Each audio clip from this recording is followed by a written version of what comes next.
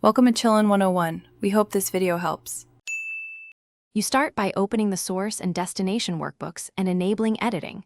This reduces blocked links. Once both files are accessible, save them in the same folder or sync to OneDrive so paths don't break. Make sure you know which columns and header rows match. This is critical because formulas reference exact headers. Now create a simple test row in the source to verify links. Doing a quick test prevents cascading errors later and speeds up the linking step. Next, set up live connections. You can insert direct cell links with equal source. XLSX sheet 1, A2 for single cells, or build index/match to pull by key. Alternatively, use get and transform Power Query to import a table, transform columns, and load to the destination sheet. This is robust for larger sets.